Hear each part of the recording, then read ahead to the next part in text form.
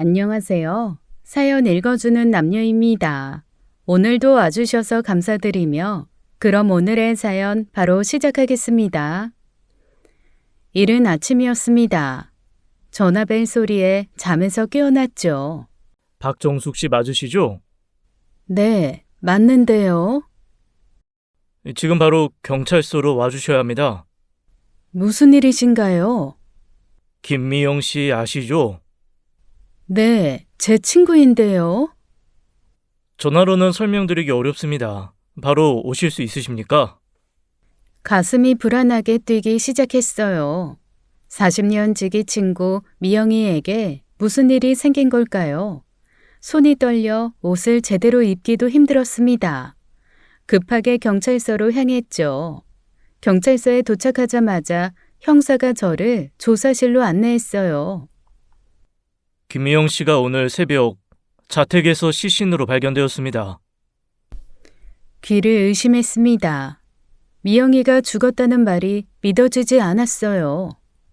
남편 최병호 씨가 새벽 1시경 귀가하다가 발견해서 신고했습니다. 박정수 씨가 어제 마지막으로 만난 분이라고 해서 참고인 조사를 하려고 합니다. 제가 마지막이었다고요?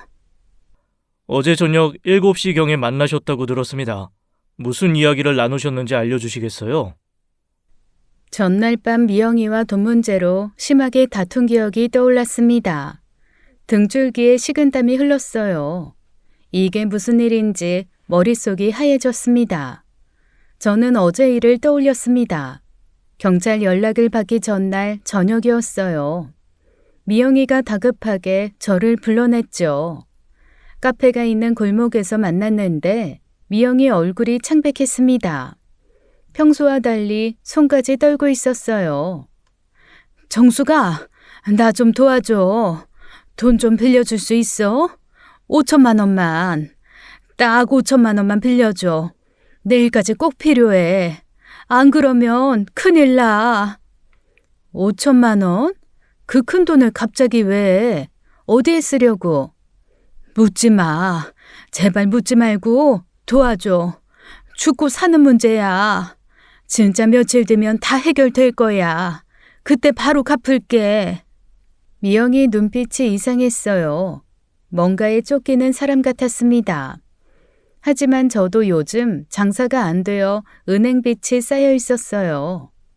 이자 갚는 것도 벅찬 상황이었습니다. 미영아, 미안해. 나도 지금 은행빚 때문에 숨이 막혀. 이자도 겨우 내고 있는 형편이야. 그리고 너 아직 3천만 원도 안 갚았잖아. 야, 지금 그 얘기가 나와? 내가 죽게 생겼다니까? 진짜 죽을 수도 있다고. 너 원래 이렇게 피도 눈물도 없는 년이었어? 아니, 내가 미쳤지. 너한테 기댄 내가 병신이지. 그 말에 가슴이 아팠어요. 수년 전 미영이 남편 사업이 망했을 때였습니다. 울면서 찾아왔던 미영이에게 3천만 원을 빌려줬었죠. 금방 갚겠다던 약속은 5년이 지나도 지켜지지 않았습니다. 야, 김미영, 5년 전에도 당장 다음 달에 갚는다며. 한 번이라도 미안하다고 했어? 연락이라도 했냐고? 이제 와서 또 5천이라니. 아이씨, 진짜. 그때 얘기 꺼내지 마. 그때는 진짜 남편 사업 망하고 애들 학비도 없었잖아. 이번엔 진짜 달라. 며칠만, 아니 3일. 딱 3일이면 돼. 내가 언제 거짓말했어? 이번엔 진짜야. 미영이가 갑자기 제 손목을 잡았어요. 차가운 손이 부들부들 떨고 있었습니다. 정수가, 나 거짓말하는 거 아니야. 정말 큰일 나. 나 죽을 수도 있어. 제발 이번 한 번만 도와줘. 도대체 무슨 일인데 그래? 경찰에 신고해야 하는 거 아니야? 경찰? 미쳤어? 그럼 더 큰일 나. 네가 모르는 게 나아. 그냥 돈만 빌려줘. 부탁이야. 말다툼이 점점 커졌습니다. 미영이 얼굴이 붉어지더니 갑자기 울음을 너밖에 없는데, 정말 너밖에 없는데 진짜 나 외면하는 거야? 돈이 전부야? 친구보다 돈이 더 중요해? 그게 아니라 미영아, 나도 없어서 못 빌려주는 거야. 이제 은행 대출도 지금 나 안 나와. 그런데 갑자기 3천원 어디에서 마련을 해? 그리고 대체 무슨 일이야? 위험하면 경찰에. 순간 미영이가 제 머리를 세게 때렸어요. 너 같은 년하고 친구한 내가 바보지. 그 순간 저도 격분해서 미영이를 밀었습니다. 미영이가 뒤로 넘어졌죠. 날 쳐? 너 이 일 두고두고 후회할 거야. 네가 오늘 날 외면한 거 절대 잊지 않을 거야. 내가 어떻게 되든 다 네 책임이야. 기억해, 박정수. 다 네 탓이야. 미영이는 벌떡 일어나 비틀거리며 나갔어요. 그게 미영이를 본 마지막이었습니다. 내가 어떻게 되든 다 네 책임이라는 말이 계속 귓가에 맴돌았어요. 그런데 그날 밤 미영이가 죽었다니 제가 밀어서 그런 건 아닐까요? 아니면 제가 돈을 빌려주지 않아서. 손이 멈추지 않고 떨렸습니다. 다시 조사실로 돌아온 형사가 노트북을 펼쳤습니다. 무언가를 보여주려는 것 같았어요. 박정숙 씨, 이 영상 좀 보시죠. 어제 저녁 7시 23분 카페 앞 골목 방범 CCTV입니다. 화면에 저와 미영이가 나왔습니다. 제가 미영이를 밀치는 장면이 선명하게 찍혀 있었어요. 미영이가 뒤로 넘어가는 모습까지 그대로였습니다. 김미영 씨가 넘어지면서 머리를 부딪혔을 가능성이 있습니다. 그리고 그날 밤 김미영 씨는 자택에서 뇌출혈로 사망하셨고요. 뇌출혈이라고요? 제가 밀어서 그런 건가요? 눈앞이 캄캄해졌어요. 미영이가 죽은 게 제 탓일 수도 있다는 생각에 눈물이 쏟아졌습니다. 미영이가 먼저 제 머리를 때렸어요. 저는 그냥 살짝 밀었을 뿐인데. 일단 저희도 결과를 기다려봐야 정확한 사인을 알 수 있습니다. 그런데 박종수 씨, 다른 문제가 있습니다. 형사가 서류를 뒤적이며 저를 뚫어지게 쳐다봤습니다. 요즘 장사가 어려워서 은행 이자도 갚기 힘들다고 하시던데요. 사실인가요? 은행 대출 부결 떠서 최근에 힘드셨다고요. 네? 그렇긴 한데 그게 미영이랑 무슨 상관이죠? 박정숙 씨, 김미영 씨에게 돈 빌려달라고 하셨죠? 5천만 원 요구했다고 들었습니다. 뭐라고요? 아니에요. 반대예요. 미영이가 저한테 5천만 원 빌려달라고 했어요. 김미영 씨가 거절하자 한 달 동안 계속 협박하셨다는데요. 협박이라니 그런 적 없어요. 도대체 누가 그런 거짓말을 한 거예요? 형사가 핸드폰 화면을 찍은 사진을 꺼내 보여줬어요. 김미영 씨 핸드폰에 발견된 미전송 문자입니다. 다른 지인에게 보내려다 보내지 못한 것 같습니다. 한번 읽어보시죠. 문자 내용이 충격적이었어요. 정수기가 돈 빌려달라고 난리야. 5천만 원이래. 못 빌려준다니까 몇 달째 협박하고 아주 난리야. 걔 미친 것 같아. 원래 그런 애가 아닌데 자꾸 이상한 소리를 하는데. 언니, 나 너무 무서워. 오늘도 만나자고 해서 나가는데 무슨 일 생길까 봐 겁나. 저는 말도 안 되는 문자 내용에 정신이 아찔했어요. 이게 뭐예요? 말도 안 돼. 완전히 거꾸로잖아요. 미영이가 저한테 돈 빌려달라고 했다고요. 제가 거절했더니 미영이가 화를 내고 절 먼저 때렸다고요. 그건 조사를 더 해보면 나올 내용이고요. 미영이가 왜 이런 거짓말을. 형사님, 저 이해가 안 돼요. 정말이에요. 제가 협박한 게 아니라 오히려 미영이가 절 원망했다니까요. 머릿속이 하얘졌습니다.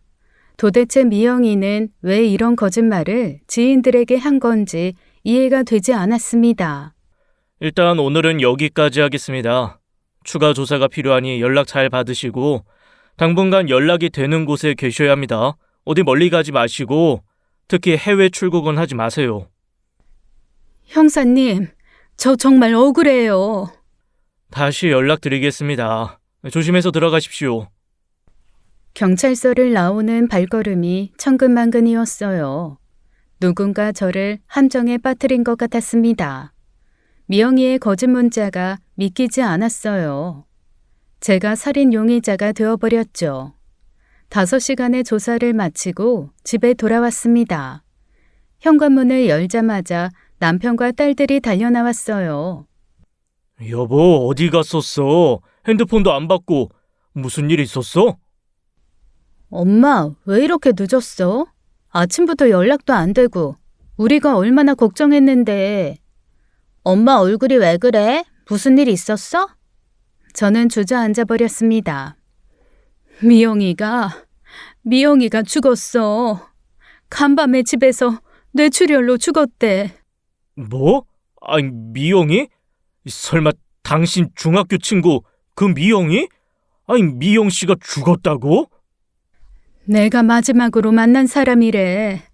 그래서 경찰서에서 조사받고 왔어. 엄마가 왜 조사를 받아? 그냥 참고인 조사야? 어제 미영이랑 돈 문제로 싸웠거든. 골목 CCTV에 내가 미영이 밀치는 게 찍혔대. 그리고 미영이 핸드폰에서 이상한 문자가 나왔어. 무슨 문자? 내가 5천만 원 빌려달라고 한 달째 협박했다는 내용이야. 미전송 문자로 남아있었대. 하지만 그거 거짓말이야. 나한테 돈 빌려달라고 한 건 미영이었어. 엄마, 그럼 설마 엄마가 용의자가 된 거야? 눈물이 쏟아졌습니다. 남편이 제 어깨를 감싸 안았어요.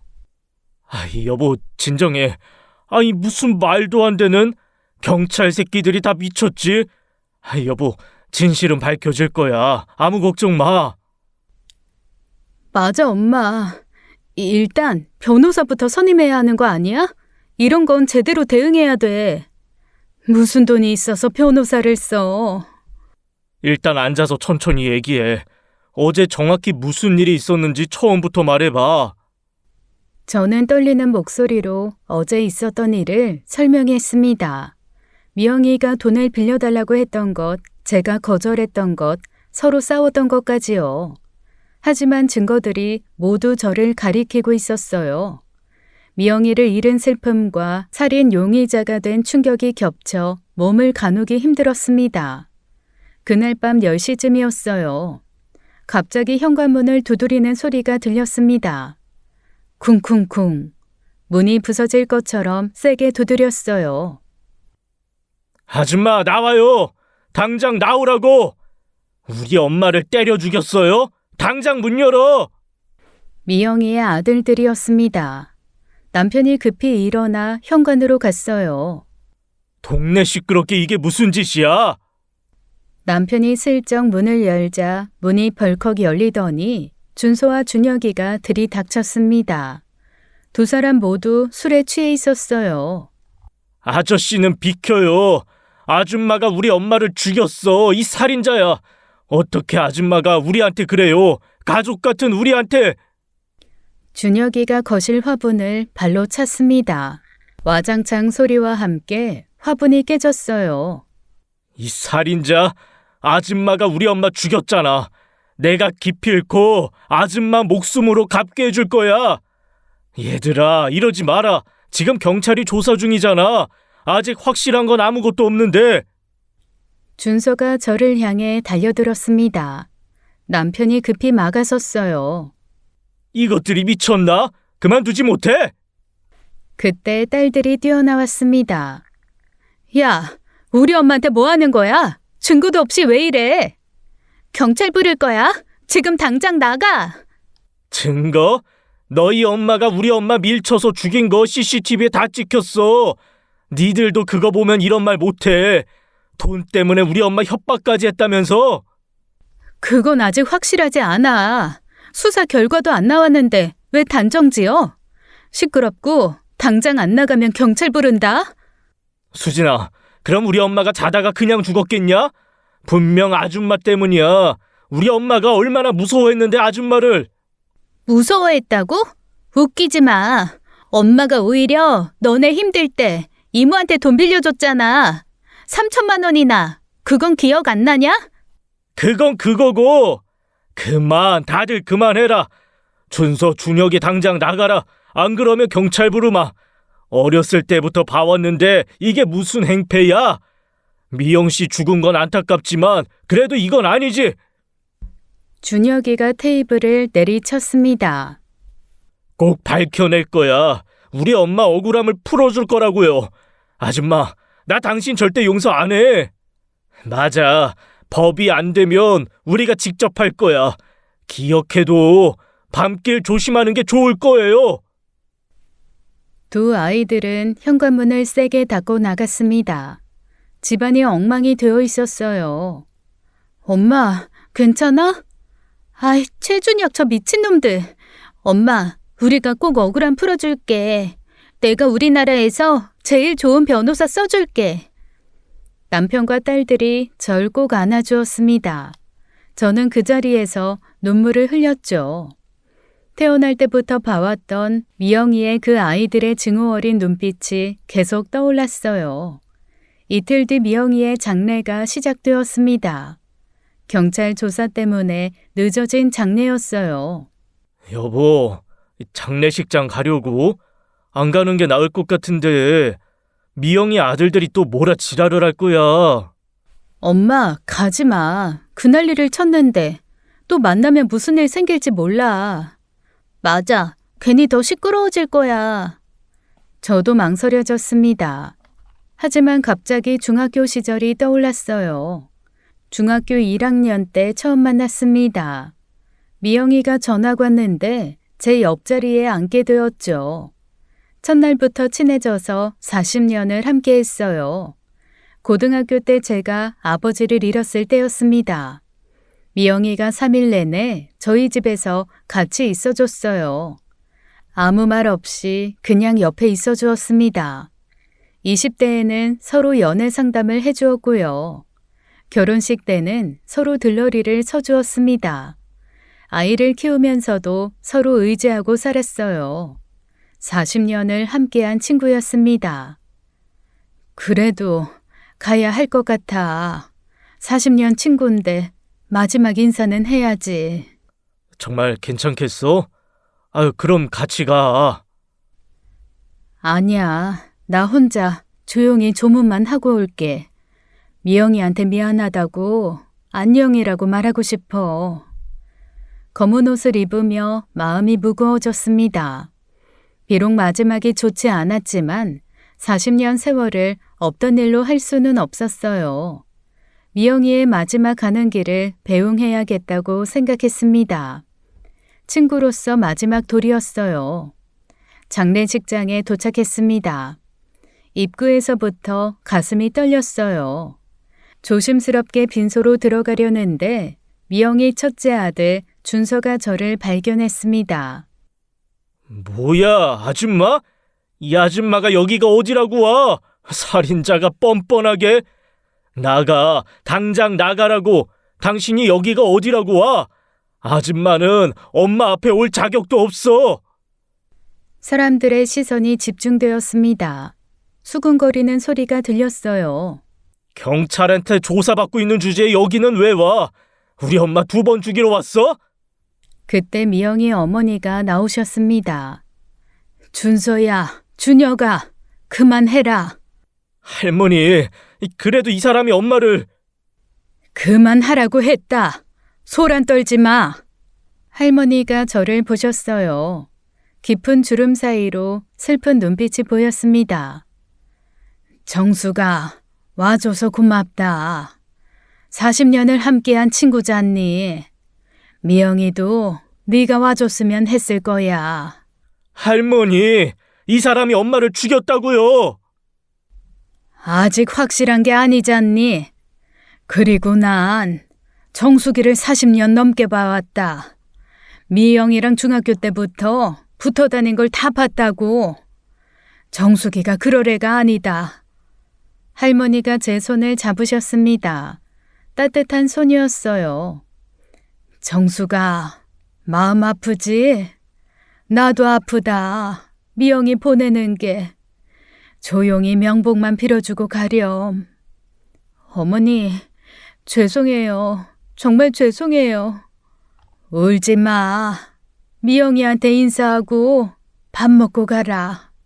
아, 할머니 왜 그러세요? 너희가 뭘 알아? 엄마 이름 마음은 이해하지만 함부로 판단하지 마라. 정숙이도 미영이 잃고 아파하고 있으니까. 할머니께서 아들들을 데리고 자리를 비켜주셨습니다. 저는 미영이 영정 앞에 섰어요. 사진 속 미영이가 웃고 있었습니다. 조용히 저를 올렸어요. 미안하다는 말을 마음속으로 수없이 되뇌었습니다. 조문을 마치고 돌아서려는데 입구에서 소란이 일어났습니다. 미영이 남편이 장례식장에 들어왔더군요. 그런데 그 옆에 젊은 여자도 함께였어요. 저게 누구야? 병호가 여자를 데리고 왔네? 미친 거 아니야? 아니 장례식장에 무슨 짓이야? 여자는 40대 초반으로 보였습니다. 검은 정장을 입고 있었지만 분위기가 남달랐어요. 아빠, 그 여자를 엄마 장례식장에 왜 데려온 거야? 내가 누굴 데려오든 무슨 상관이야? 엄마가 죽었는데 그 여자를 데려와? 장례식장이 순식간에 술렁이었습니다. 친척들이 수군거리기 시작했어요. 들었어? 병호가 바람이 났다더니 저 여자가 그 내연녀구만. 세상에 말세다. 지부인 장례식장에 내연녀를 데려오다니. 그때 미영이 남편인 병호 씨가 당당하게 말했습니다. 어머니 아시잖아요. 미영이랑 저랑 10년 전부터 별거 중이었던 거 서로 간섭 안 하고 살았어요. 저도 안타까워서 애도 드리려고 온 거예요. 닥쳐. 당신이 뭔데 여길 와. 우리 엄마 장례식에. 야, 준서야. 네 새엄마 될 사람한테 말이 그게 뭐냐? 그래도 20년 넘게 부부였으니 예의상 온 거야. 아빠가 조문만 하고 갈 거니 손 안 떨지 마라. 아빠 정말 너무해. 이러면 엄마가 너무 불쌍하잖아. 이 불쌍한 건 나도 마찬가지야. 20년을 감옥같이 살았는데. 그 말에 빈소가 더욱 소란스러워졌습니다. 미영이가 남편과 사이가 안 좋아 별거 중인 건 저도 알고 있었어요. 가끔 미영이가 힘들어하며 얘기했었거든요. 하지만 이렇게 뻔뻔하게 나올 줄은 몰랐습니다. 아내가 죽었는데 내연녀와 함께 나타나다니 미영이 남편 병호 씨를 보는 순간 섬뜩한 느낌이 들었어요. 그때 미영이 여동생 미정 씨가 나섰습니다. 언니를 무척 아꼈던 동생이었어요. 미정이의 표정이 심상치 않았습니다. 형부, 그런데 말이야. 언니 앞으로 사망보험금 2억 있는 거 알아? 수익자가 형부로 되어 있더라고. 뭐? 사망보험금? 모르는 척 하지 마. 언니가 죽어서 제일 이득 보는 사람이 누구야? 형부 아니야? 미영이 남편 얼굴이 붉어졌어요. 내연녀 지원 씨도 당황한 표정이었습니다. 조문객들이 하나둘 모여들기 시작했어요. 처제, 지금 날 의심하는 거야? 그 보험 10년도 전에 들어둔 거야. 난 있는지도 몰랐다고. 10년 전이든 언제든 뭐가 중요해? 어쨌든 형부가 2억 받는 거잖아. 언니 죽고 제일 신난 사람이 형부라고. 그래, 어제 보험회사에서 확인했어. 수익자 확인하러 왔더라고. 미쳤어? 내가 보험금 때문에 미영이를 죽였다는 거야? 내가 그날 밤 어디 있었는지 경찰도 다 아는데, 그리고 미영이를 죽인 건 저 여자잖아. 그때 미영이 남편이 저를 보며 손가락질을 했죠. 장례식장이 점점 시끄러워졌습니다. 조문객들이 모두 저를 쳐다보고 있었어요. 수근거리는 소리가 점점 커졌습니다. 병호 씨, 말 함부로 하지 마요. 그래. 뭐 실수로 죽였겠지. 아무튼 난 그 돈 모르고 있었다고. 그리고 뭐 어때? 미영이한테도 남자 있었어. 왜들 나한테만 난리야? 강민수라고 5년째 만나던 남자친구가 있었다고. 나만 바람 피운 게 아니야. 말했잖아. 어차피 서로 남남이었다고. 저는 그 말에 충격을 받았습니다. 강민수? 미영이에게 남자가 있었다고요? 40년 지기인 저한테도 미영이는 한 번도 말한 적이 없었어요. 뭐라고? 아니, 엄마한테 남자친구가 있었다고? 그래, 네 엄마도 바람 피웠어. 서로 각자 살기로 했었다고. 그러면 내가 뭘 잘못했냐? 따지고 보면 애인 만든 것도 네 엄마가 먼저 만들었는데. 저는 멍하니 서 있었어요. 미영이가 저한테 숨긴 게 이렇게 많았다니. 5천만 원이 왜 급했는지, 왜 그렇게 절박했는지, 혹시 그 남자 때문이었을까 싶었죠. 그때 미영이 어머니가 크게 소리쳤어요. 다들 그만해! 미영이 앞에서 뭐 하는 짓들이야! 할머니가 미영이 남편 병호 씨를 가리켰습니다. 손이 부들부들 떨리고 있었어요. 병호야, 당장 나가. 그 여자도 데리고 나가라. 내 딸 장례식장에서 이게 무슨 짓이야? 아유, 어머니. 저는 그저 애도를. 당장 나가라고 했어. 지금은 조용히 미영이 보내는 자리야. 결국 어머니의 호통에 미영이 남편은 내연녀와 함께 장례식장을 나갔습니다. 정말 난장판이었어요. 미영이 영정이 쓸쓸해 보였습니다. 저는 조용히 자리를 빠져나왔어요. 다리가 후들거렸어요. 밖으로 나오면서 계속 생각했어요. 병호 씨가 2억 보험금을 받는다는 것, 그리고 미영이에게도 내연남이 있었다는 사실. 40년을 함께했는데 강민수라는 이름을 처음 들었습니다. 미영이가 저한테까지 비밀로 했던 남자, 그 급한 돈이 혹시 그 남자와 관련이 있었을까? 어쩌면 미영이 죽음에 숨겨진 진실이 있는 것 같았습니다. 가슴이 먹먹해졌어요. 장례가 끝나고 며칠이 지났습니다. 경찰서에서 다시 연락이 왔어요. 저는 또다시 저를 조사하는 줄 알았습니다. 그런데 아니었어요. 조사실에 들어가니 지난번 그 형사가 기다리고 있었어요. 표정이 심각해 보였습니다. 박정숙 씨, 친구분 김미연 씨 부검 결과 보고서 나왔어요. 일단 김미연 씨 사인은 뇌출혈이 맞습니다. 역시 제가 저 때문에... 아닙니다. 박정수 씨가 밀어서 생긴 상처가 아닙니다. 네? 그럼 뭐예요? 둔기에 의한 뇌출혈이에요. 머리 뒤쪽에 강한 충격이 있었어요. 둔기에 의한. 경찰의 말에 저는 온몸이 얼어붙었습니다. 미영이가 누군가에게 죽음을 당했다니 믿을 수가 없었어요. 박정수 씨와는 관련이 없는 것으로 결론났습니다. 협조해 주셔서 감사합니다. 저는 곧 분노가 치밀어 올랐어요. 그런데 왜 벌써 화장을 했어요? 이런 사건이면 화장을 벌써 하면 안 되는 거 아니에요? 이건 절차가 잘못된 거잖아요. 저희도 황당합니다. 그런데 어쩌겠어요. 유족들이 빨리 화장하자고 강력히 요구했어요. 그걸 왜 들어줬어요? 일단 기본 부검은 완료했고, 그리고 저희도 유족이 요구하면 어쩔 수 없어요. 미영이가 누군가에게 죽음을 당했다는 사실에 눈물이 쏟아졌습니다. 둔기로 머리를 맞아 죽었다니 얼마나 아팠을까요? 얼마나 무서웠을까요? 대체 누가 이런 짓을...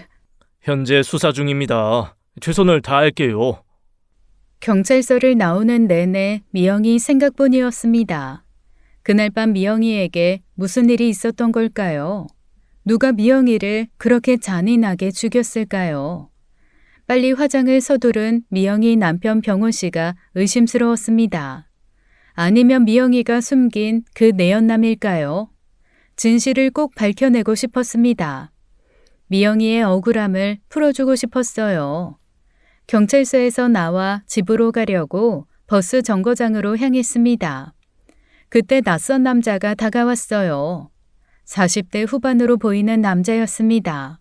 박정수 씨 맞으시죠? 누구세요?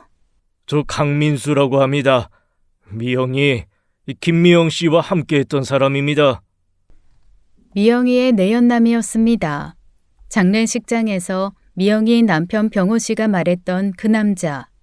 저는 경계심이 들었어요. 잠깐만 얘기 좀 할 수 있을까요? 미영이 얘기입니다. 무슨 할 말이 있으신데요? 미영이가 저랑 새 출발하려고 했어요. 최병호 그 인간이랑 이혼하고 저랑 살림 합치려고 했다고요. 5년을 기다렸습니다. 그 말에 저는 놀랐습니다. 근데 미영이가 남편을 너무 무서워했어요. 폭력적이고 집착이 심해서 이혼 얘기를 못 꺼냈다고 했습니다. 지도 만나는 여자가 있으면서 그러다가 이렇게 죽었어요. 그래서 무슨 말이 하시고 싶은 건데요? 최병호가 분명 미영이를 죽였을 거예요. 내연녀 때문에 아니면 돈 때문에 뭐가 되었든 최병호 짓입니다. 도와주세요. 박정수 씨가 미영이 친구잖아요. 그의 눈빛이 이상했어요. 슬픔보다는 뭔가 다른 감정이 보였습니다. 어떻게 도와달라는 거예요? 최병호가 보험금 얼마 받았는지 알아봐 주세요. 장례식장에서 2억이라고 했다던데 정확히 얼마인지 그리고 또 다른 보험은 없는지도요. 그걸 제가 어떻게 알아요? 경찰이 조사할 일이잖아요. 아니 그 돈은 제가 받아야 맞는 거 아닙니까? 5년을 함께 했는데 미영이는 저랑 살려고 했다고요. 그러니까 제가 실질적인 남편인 거죠. 최병호는 바람 피우고 다녔잖아요. 그 남자의 목소리가 점점 커졌습니다. 이 사람은 미영이 죽음보다 돈에 더 관심이 있는 것 같았어요. 그건 법적으로 정해진 거잖아요. 수익자가 남편이면. 그 새끼가 미영이를 죽였을 거라고요. 보험금 때문에 2억이면 충분한 동기잖아요. 박정숙 씨는 의심도 안 되세요? 그 새끼가 미영이를 죽인 거라면 보험금 받으면 안 된다고요. 저는 불쾌해졌습니다. 이 사람은 미영이보다 돈에 더 관심이 있어 보였어요.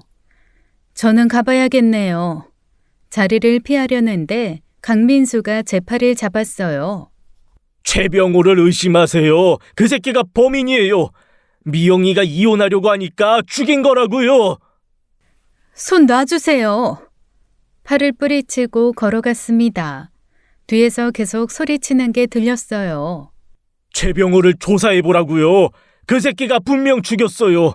내가 증명해 볼 거야. 급하게 택시에 올라타 백미러로 봤더니 강민수가 아직도 서 있었어요. 섬뜩한 느낌이 들었습니다. 이 사람도 뭔가 수상했어요. 미영이 주변 사람들이 모두 의심스러웠습니다. 강민수를 만난 뒤 언니가 운영하는 옷가게로 갔어요. 마음을 진정시킬 곳이 필요했어요. 언니가 가게에서 진열을 정리하고 있었습니다. 정수가, 너 얼굴이 왜 그래? 무슨 일 있었어? 언니, 방금 미영이 내연남을 만났어. 강민수라는 사람인데. 언니가 손에 들던 옷을 내려놓았습니다. 표정이 진지해졌어요. 미영이 만나는 남자가 있었니?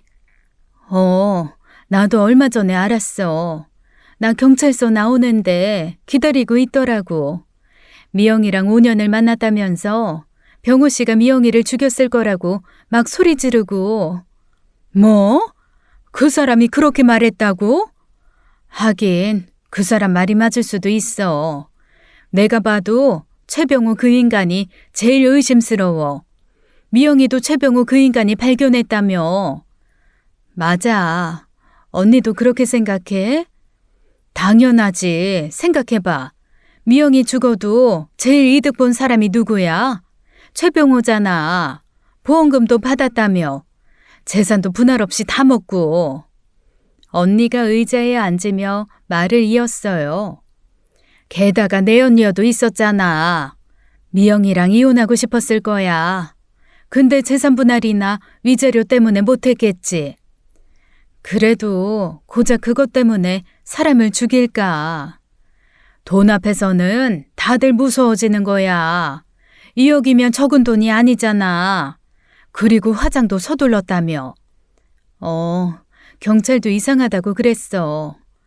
그것 봐. 증거 인멸하려고 그런 거야. 최병호가 범인이 확실해.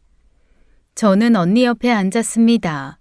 머리가 복잡했어요. 근데 그 강민수라는 사람도 이상했어. 미영이 죽음보다 보험금에 더 관심이 있는 것 같았거든. 그 사람도 돈 때문에 만났나 보네. 미영이 참 불쌍하다. 주변에 그런 사람들만 있었구나. 강민수는 자기가 보험금 받아야 한다고 화내더라고. 5년 만났으니까 자기가 받을 자격이 있다고.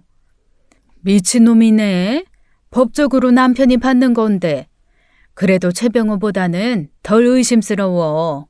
이유가 없잖아. 지금 미영이가 죽으면 지가 손해인데. 언니 말도 일리가 있었습니다.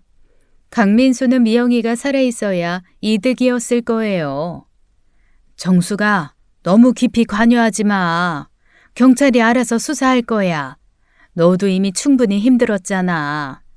그리고 위험해 보여. 이거 보통 일 아니다. 그래도 미영이 억울할 것 같아서. 알아. 하지만 네가 나설 일은 아니야. 괜히 위험해질 수도 있어. 미영이 남편 최병호가 정말 범인일까? 아니면 또 다른 누군가가 있는 걸까? 혼란스러웠어요. 언니에게 차를 며칠만 빌려달라고 했습니다. 차? 갑자기 왜? 좀 다녀볼 데가 있어서 며칠만 빌려줘. 그래, 조심해서 타고 다녀. 언니 차를 받아 바로 경찰서로 향했습니다. 강민수가 한 말이 계속 신경 쓰였어요. 담당 형사를 다시 만났습니다. 형사님, 아까 미영이 김미영 내연남을 만났어요. 강민수라는 사람인데 최병호 씨를 의심하더라고요. 강민수를요? 어떤 얘기를 했습니까? 미영이가 최병호 씨와 이혼하려고 했대요. 근데 최병호 씨가 폭력적이고 집착이 심해서 무서워했다고. 그래서 이혼 얘기를 못 꺼냈다는데요. 그런 얘기를 했군요. 최병호 씨 제대로 조사하셨어요?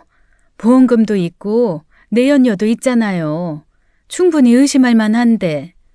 형사가 서류를 뒤적였습니다. 최병호 씨는 이미 조사했습니다. 범행 추정 시간인 밤 9시부터 11시까지 술집에 있었어요. 술집 주인이 증언했습니다. 알리바이가 있다고요? 네, 확실한 알리바이입니다. 그 시간에 술집에서 계속 술 마시고 있었어요. 실망스러웠습니다. 그때 갑자기 생각이 났어요. 그럼 최병호 씨 내연녀는요? 한지원이라는 여자 조사하셨어요? 내연녀요? 그런 사람이 있습니까? 네? 몰랐어요? 아니 무슨 형사가 장례식장에 같이 왔었어요. 최병호 씨가 대놓고 자기 여자라고 소개했다고요. 형사가 놀란 표정을 지었습니다. 급하게 뭔가를 메모하기 시작했어요. 한지원? 처음 듣는 이름이네요. 장례식장에서 무슨 일이 있었는지 자세히 말씀해 주세요. 저는 장례식장에서 있었던 일을 모두 설명했습니다. 한지원이 최병호 씨와 함께 나타난 것, 미영이와 최병호 씨가 10년째 별거 중이었다는 것, 모든 것을 자세히 이야기했어요. 네, 알겠습니다. 일단 한지원 씨도 조사해 봐야겠습니다. 알려주셔서 감사합니다. 제대로 수사해 주세요. 미영이 억울하게 죽었잖아요. 걱정 마세요. 철저히 조사하겠습니다. 경찰서를 나왔습니다. 최병호 씨에게 알리바이가 있다는 게 의외였어요. 하지만 한지원이라는 여자는 어떨까요? 새로운 의혹이 생겼습니다. 언니 차를 끌고 집에 도착했어요. 그런데 현관 앞에 누군가 서 있었어요. 최병호였습니다. 미영이 남편이 왜 우리 집에 있는지 순간 긴장이 되었죠. 정숙이? 야, 너 기다렸다. 왜 이렇게 늦었어? 무슨 일이에요? 할 얘기가 있어. 집에 들어가서 얘기하자. 불안한 기운이 느껴졌습니다. 이 사람이 왜 이러는 걸까요? 밖에서 얘기해요. 무슨 일인데요? 아, 이런 얘기를 밖에서 할 순 없잖아. 잠깐만 들어가자.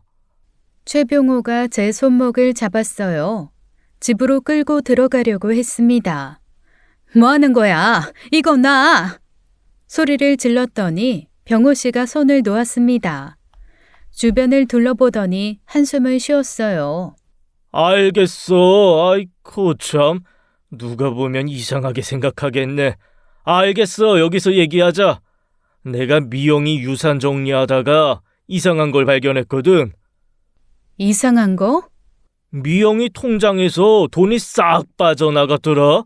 1억 3천만 원이 한 번에 인출됐어. 정확히 너 만나고 2시간 후에. 충격적인 말이었습니다. 1억 3천만 원이라니 미영이가 그런 돈을 가지고 있었다는 것도 놀라웠어요. 그러면서 제게 왜 돈을 빌려달라고 했는지 이해가 안 갔죠. 그게 나랑 무슨 상관인데요? 네가 마지막으로 만난 사람이잖아. 그 돈 어디 있어? 네가 가져갔지? 최병호의 눈빛이 위협적으로 변했습니다. 한 걸음 더 가까이 다가왔어요. 무슨 소리야? 난 그런 돈 받은 적 없어. 본 적도 없고. 미영이가 그런 돈이 있는지도 몰랐다고. 거짓말하지 마. 너 미영이한테 돈 빌려달라고 했다며. 요즘 너 힘들다는 소문 내가 못 들었는지 알아? 그런데 너 만나고 돈이 없어졌어. 미영이는 죽었고. 이상하지 않아? 그 돈 내놔. 그 돈 내 돈이야. 네가 미영이를 어떻게 했는지 난 관심 없고. 그러니까 돈만 조용히 내놔. 아무한테도 말 안 할 테니까. 모르는 일이라고 몇 번을 말해. 미영이가 그 돈을 어디 쓴 건지 난 몰라. 끝까지 모른다고 할 거야? 미쳤네. 좋아. 내가 직접 찾아낼게. 네 통장도 조사할 거고 필요하면 소송도 할 거야. 너 필요하면 사람도 쓰고. 뭐? 지금 날 협박하니? 꺼져. 경찰 부를 거야. 제가 핸드폰을 꺼내자 최병호가 뒤로 물러났습니다. 불러. 하지만 이대로 끝 아니야. 그 돈 내가 꼭 찾을 거야. 알겠어? 최병호가 돌아서서 걸어갔습니다. 현관문을 열고 들어가며 다리가 풀렸어요. 1억 3천만 원이 사라졌다니.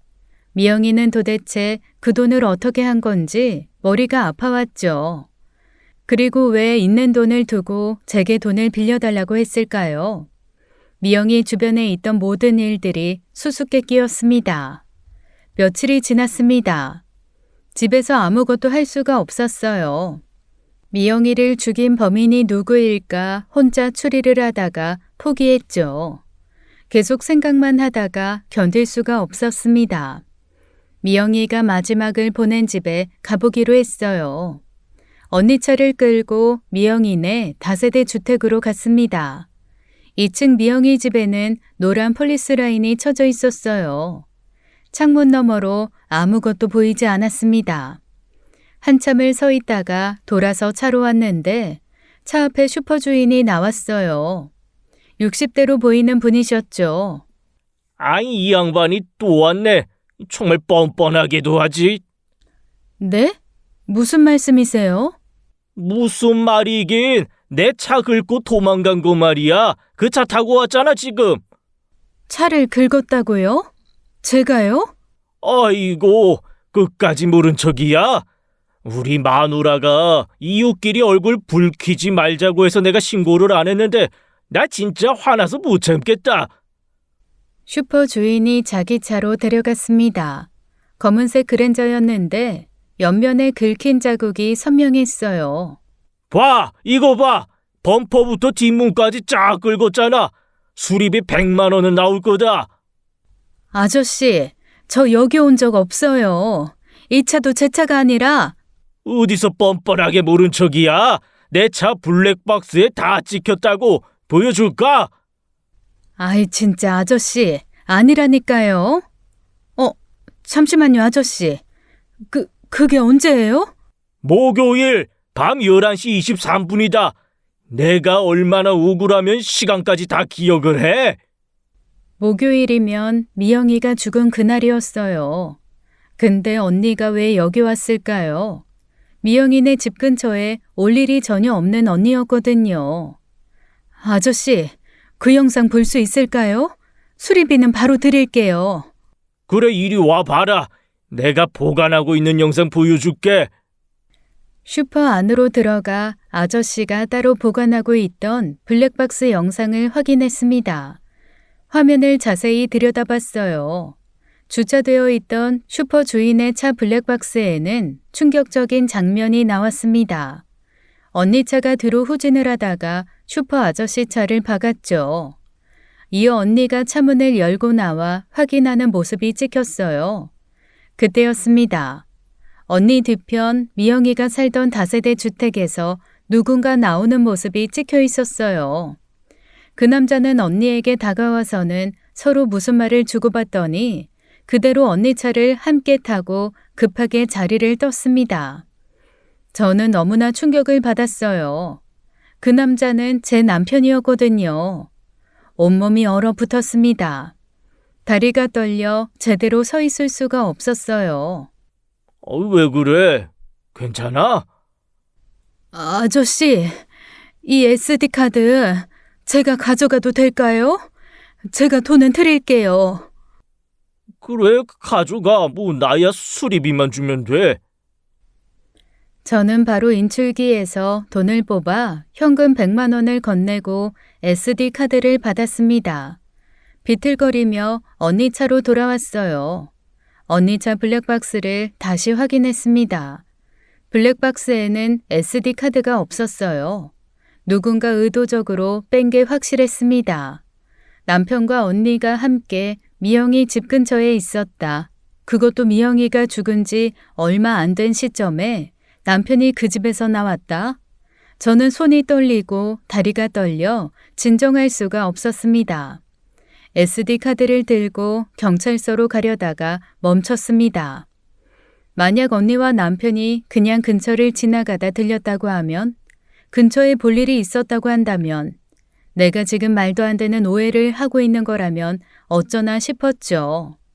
이것만으로는 증거가 부족했어요. 차를 세우고 깊이 생각했습니다.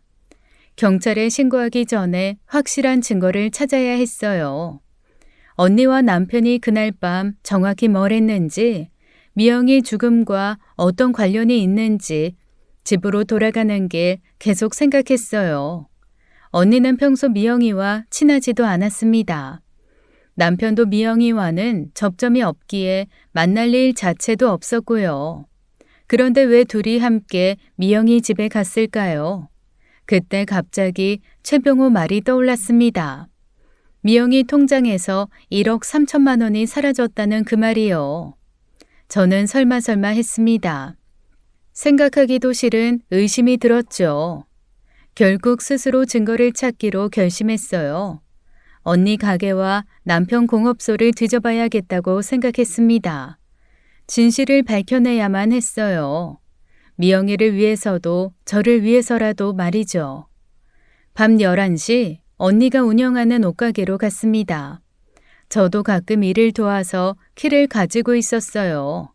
조심스럽게 문을 열고 들어갔습니다. 사무실 서랍, 캐비넷, 창고까지 뒤졌어요. 하지만 아무것도 발견하지 못했습니다. 평소와 다른 건 없었어요. 그리고 새벽 1시 남편이 운영하는 공업소로 향했습니다. 공업소는 도심 외곽에 있었어요. 비상키로 문을 열고 들어갔어요. 사무실부터 뒤지기 시작했어요. 책상 서랍, 금고, 서류 캐비넷을 확인했습니다. 작업장도 둘러봤지만 특별한 건 없었어요. 그때였습니다. 갑자기 밖에서 차 소리가 들렸어요. 헤드라이트 불빛이 창문으로 비쳤습니다. 누군가 오고 있었어요. 급하게 주변을 둘러봤습니다. 작업장 구석에 큰 철제 캐비넷이 있었어요. 그 뒤로 숨었습니다. 문이 열리는 소리가 들렸어요. 발자국 소리가 가까워졌습니다. 숨을 죽이고 가만히 있었어요. 순간 기지를 발휘했습니다. 핸드폰을 꺼내 녹음 앱을 켰어요. 무음 모드로 바꾸고 녹음을 시작했습니다. 누군가 대화하는 소리가 들려오기 시작했어요. 목소리를 들어보니 남편과 언니였어요. 두 사람이 공업소 안으로 들어왔죠. 철수야, 우리 이거 들키면 끝이야. 정수기가 요즘 미쳐가지고 막 이것저것 캐고 다니는 것 같던데. 걔가 뭘 알겠어. 걱정 마. 경찰도 다른 놈들 쫓고 있잖아. 그래도 찝찝해. 그 육각 렌치랑 피 묻은 것들 빨리 태워버리자. 야, 지금 내가 뭐 태우고 그러면 더 수상하잖아. 좀 조용해지면 그때 처리하자고. 그 물건들 어디 뒀어? 잘 뒀어? 아이고 참, 왜 이렇게 걱정이 많아. 작업장 뒤쪽 캐비넷안 이불이랑 옷가지들이랑 다 거기 있어. 온몸이 떨렸습니다. 남편과 언니가 미영이를 죽였다는 걸 알게 된 순간이었어요. 미영이가 너랑 나 협박했을 때 정말 죽이고 싶었어. 나도 마찬가지야. 미친년이 감히 돈을 달라면서 날 협박해? 내 애 가졌다고 거짓말까지 하면서? 그러니까 오빠가 걔는 그냥 대충 가지고 논 거잖아. 그치? 지 주제를 모르고. 그러니까 말이야. 맞지? 오빤 나쁜이 없잖아. 그치? 아유, 그렇다니까. 또 왜 그래? 미영이 걔도 지 주제를 알고 적당히 불렀어야지. 뭐 2억? 미친년. 우리가 어떻게 그 돈을 마련해? 그러니까 아주 죽으려고 발악을 한 거지. 가슴이 무너져 내렸습니다. 남편이 미영이와 바람을 피웠다니요. 그리고 언니와도 불륜 관계였다니요. 당장이라도 뛰쳐나가 둘을 요절내버리고 싶었어요. 잠시 침묵이 흘렀습니다. 그리고 이상한 소리가 들리기 시작했어요. 옷 벗는 소리, 거친 숨소리. 두 사람이 사무실에서 정사를 벌이고 있었습니다. 참을 수 없는 역겨움과 분노가 치밀어 올랐어요. 하지만 꾹 참았습니다. 증거를 확보해야 했으니까요. 1시간쯤 지났을까요? 두 사람이 공업소를 나가는 소리가 들렸습니다. 차 소리가 멀어질 때까지 기다렸어요. 조심스럽게 숨어있던 곳에서 나왔습니다. 남편이 말한 작업장 뒤쪽으로 갔어요. 큰 캐비넷을 열었습니다. 피 묻은 이불이 있었어요. 육각 렌치도 있었습니다. 미영이 피가 묻은 옷도 발견했어요. 손이 떨렸지만 증거물들을 챙겼습니다. 녹음 파일도 확인했어요. 모든 대화가 선명하게 녹음되어 있었습니다. 새벽 3시 경찰서로 직행했어요. 형사님, 제 남편이랑 언니가 미영이를 죽였어요. 증거 여기 있어요, 형사님. 진정하세요. 천천히 말씀하세요. 뭐라고 하셨죠? 무슨 증거를 가져오신 겁니까? 떨리는 손으로 녹음 파일을 들려주고 증거물을 테이블에 올려놨습니다. 피 묻은 육각 렌치를 본 형사의 표정이 확 바뀌었어요. 이건 어디서 발견하신 겁니까? 이 녹음은 언제 한 거죠? 오늘 새벽에요. 공업소에서 두 사람이 범행 자백하는 거 다 들었어요. 미영이 피가 묻은 옷도 있어요. 이걸 어떻게... 일단 긴급 체포 나가겠습니다. 박정숙 씨는 여기서 기다리세요. 새벽 4시 경찰들이 출동했습니다. 남편은 집에서, 언니는 언니 집에서 체포되었어요. 두 사람 모두 순순히 연행되었습니다. 경찰서에서 기다리는 시간이 영원처럼 느껴졌어요. 오전 10시가 되어서야 형사가 나왔습니다. 박정숙 씨, 두 사람 다 자백했습니다. 박종희 씨가 먼저 털어놨어요. 경찰 조사실에서 언니가 모든 것을 자백했다고 했습니다. 남편과 짜고 미영이를 죽였다는 것이었어요. 그날 밤 미영이 집으로 찾아가 육각렌치로 머리를 내리쳤다고 했습니다. 형사가 조서를 보여주며 설명했어요. 충격적인 내용이었습니다. 이 사건은 치정이었어요. 제 남편이 미영이와 불륜관계였다는 것입니다. 언니는 그 사실을 6개월 전에 알게 되었고 분노에 차 있었다고 했어요. 그런데 더 충격적인 사실이 있었습니다. 언니도 남편과 불륜관계였다는 것이었어요. 제가 남편 공업소에서 들은 모든 것은 꿈이 아닌 현실이었죠. 한 달 전 김미영 씨가 임신했다고 남편분 이철수 씨를 협박했답니다. 실제로는 거짓이었지만요. 미영이가 남편에게 2억을 요구했다고 했어요. 돈을 주지 않으면 저에게 모든 것을 폭로하겠다고 협박했다는 것입니다. 남편과 언니는 궁지에 몰렸어요. 돈도 없었고 불륜이 들통나면 모든 게 끝이었습니다. 그래서 미영이를 죽이기로 결심했다고 했어요. 범행 당일 저와 미영이가 싸운 직후를 노렸다고 했습니다. 미영이가 화가 나서 집에 혼자 있을 때를 계산한 것이었어요. 남편이 미영이를 진정시킨다며 찾아갔고 언니가 뒤따라 들어가 범행을 저질렀다고 했습니다. 그리고 미영이 통장에 있던 1억 3천만 원도 가져갔다고 자백했어요. 김미영 씨 핸드폰에 있던 미전송 문자도 조작한 거였습니다. 박정숙 씨를 용의선상에 올리려고요. 모든 게 계획적이었어요. 저를 범인으로 만들려고 했던 겁니다. 두 사람 모두 구속될 예정입니다. 살인죄로 기소될 거예요. 눈물이 멈추지 않았습니다.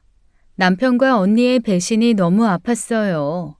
그리고 죽은 미영이도 사실은 저를 배신하고 제 남편과 불륜이었다니 분노와 슬픔이 저를 휘감았죠. 재판이 끝났습니다. 남편은 무기징역을 선고받았어요.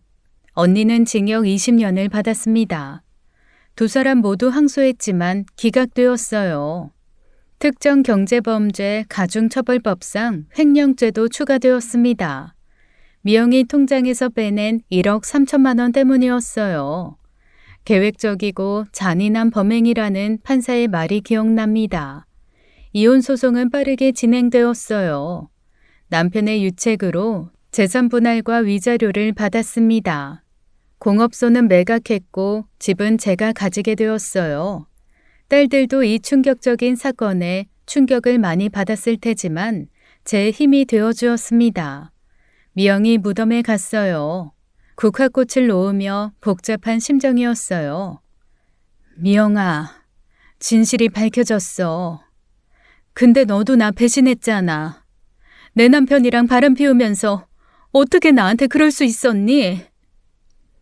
바람이 차갑게 불었습니다. 40년 우정이 이렇게 끝날 줄은 몰랐어요. 넌 내 남편한테 돈 뜯고 나한테도 돈을 빌려서 멀리 도망가려고 했었지. 이제 나 너 그만 안타까워할래. 이제 우리는 친구도 아닌 거지. 그래도 어쩌다 보니 네 억울함은 풀어줬다. 그게 내 마지막 선물이네. 미영이도 남편도 언니도 모두 잃었습니다. 모두가 저를 배신했어요. 가장 가까운 사람이 가장 위험할 수 있다는 것. 신뢰는 소중하지만 맹목적인 믿음은 위험합니다. 이제 미영이의 죽음에 더는 얽매이지 않기로 했어요. 복수심도 죄책감도 내려놓기로 했습니다. 새로운 삶을 시작하려고 합니다. 딸들과 함께 작은 카페를 열 계획이에요. 상처는 아물겠지만 흉터는 남겠죠. 그래도 살아가야 합니다. 딸들을 위해서도 저를 위해서도. 이제는 누구도 쉽게 믿지 않을 거예요. 지금까지 사연 읽어주는 남녀였습니다. 끝까지 시청해주신 여러분 감사드리며 저희는 다음 사연으로 돌아올게요. 감사합니다.